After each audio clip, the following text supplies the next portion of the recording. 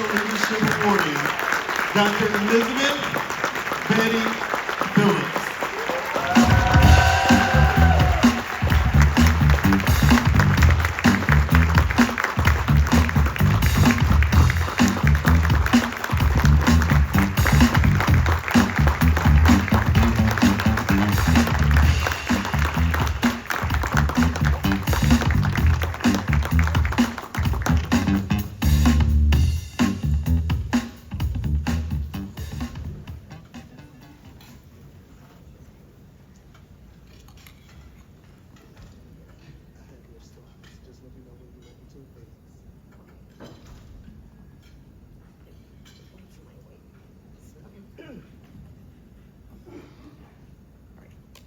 Can you hear me?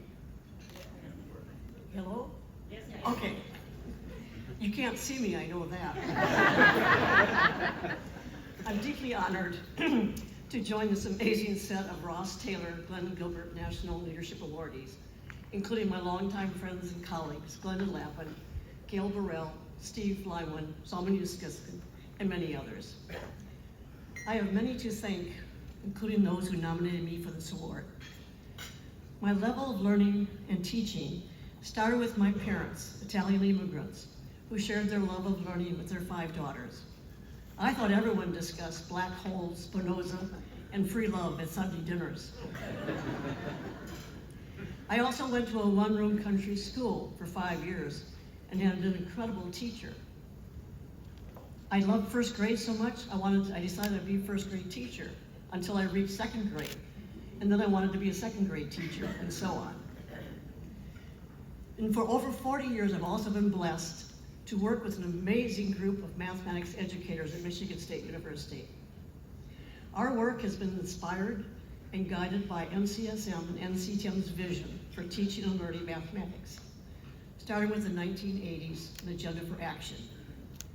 The 1989 NCTM Standards for Curriculum Evaluation guided our vision of the connected mathematics curriculum. CMP2, CMP3, and now CMP4 continue to be guided by NCSM and NCTM's vision. I might add that during the late 1990s through 2013, under the leadership of NCSM and NCTM, math scores in this country were rising.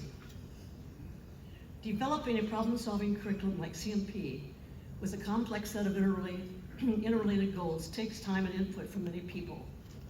I want to thank the thousands of teachers and their students, as well as their supervisors who opened their classrooms and worked alongside us. Many of them in the audience today. From these teachers and their students, I keep learning about what it means to understand important mathematical ideas and ways to engage with problems. We've also learned from the researchers who have used CMP classrooms for their research, with more than 500 scholarly active articles and 70 dissertations. Over my long career, there have been many exciting changes and advances in mathematics education. While we have made significant progress, there's still a long way to go. And consider a piece of the puzzle that is not getting as much attention as it needs. This is assessment. That is, how do we know what students know? How do students know what they know? And how might we use assessment to leverage more learning? Currently, the success of schools depends on the results of high-stakes end-of-year tests. If our goal is to prepare students to meet the future with its complexities, including artificial intelligence, do these tests measure what we want? We come into this world as problem solvers. Think about what a child learns in their first 3 years of their lives. Sitting up, crawling, walking, talking, dressing themselves. Real life starts with problem solving, and real life continues to be about problem solving. We start with a question or a problem, gather data, represent the data, identify patterns, make predictions, and draw meaningful conclusions, and then build on these conclusions. Problem solving is also the goal of learning mathematics, and it is also the way we learn mathematics. This is the approach that many of us are trying to emulate in our classes, but I'm not sure it's reflected in our assessments. And because these tests have become high stakes, teachers may spend more time on practicing for the test, rather than engaging in more productive activities. It restricts teachers' flexibility and innovation. It stifles alternate ways to organize the set of learning activities that might better serve student understanding. I'm not against written tests, but is the test impeding or enhancing learning? As an illustration, let me consider an example from an 8th grade mathematics class. The students are just beginning to explore equivalence of algebraic expressions. They are finding the number of unit tiles needed to surround a square pool.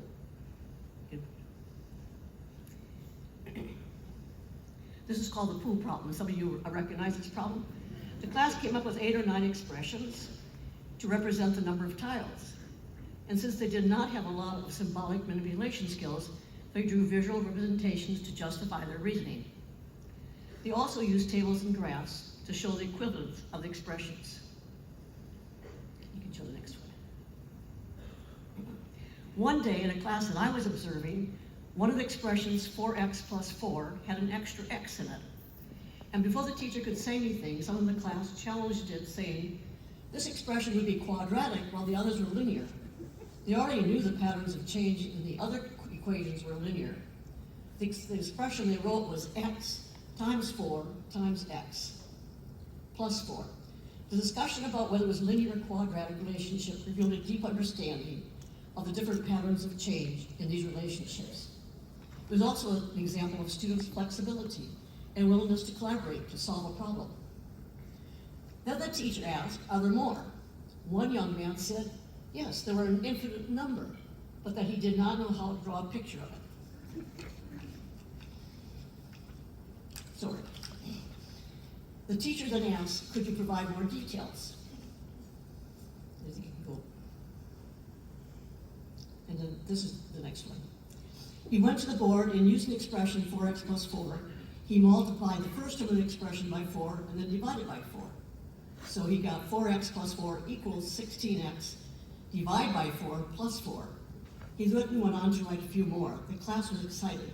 At this point, I'm in the back of the room doing cartwheels. This discussion leads to this deep understanding of equivalence, really deep. It's everything you need to know about equivalence. We find a model equation to fit the data, and then we look at equivalent expressions to reveal more information about the system. Understanding something is more than halfway to remembering it. The next day, the student came to class, and they actually did find a way to represent the expression in the pool problem. This was an untracked 8th grade class with many children that had learning challenges. And rich discourse was a regular occurrence in this class. Earlier in the year when I was there, they were discussing exponential decay and conjecturing there was inverse variation. And then they went on to prove it was false 2 different ways. But at the end of the year, the students had an option to take the new high school Algebra 1 test. Many of them did not pass the test, which would have allowed them to go into geometry. So for me, this is also an equity question. These students were demonstrating deep understanding of algebra. If this kind of thinking is important, how do we make it visible? What about the use of new technologies? Another example, currently we are using innocent money to develop a digital collaborative platform which has a new CMP STEM problem format embedded in it. Students have their own workspace, but they can also see and share their work with their group mates. The teacher can see the work of all the groups in real time, and after class review the classwork for reflection and planning. It has a play-back button the teacher can replay the development of the student or the group's work. And we are currently using machine learning and artificial intelligence to document the growth of students' understanding proportional reasoning. That sounds great. We also have several swivel cameras in the classroom. These are becoming less expensive and could be standard equipment. Snippets of classroom discussions could go into student portfolios. Leveraging technology, especially with the advancement of video, AI, and learning analytics, offers a plethora of new ways to assess mathematical understanding and problem solving, including online portfolios. But we also need to ensure that the chosen technology enhances the learning experience rather than complicating it. It is important that we stop and ask ourselves, what mathematics is important to learn? How do we learn it? And how do we know what we know?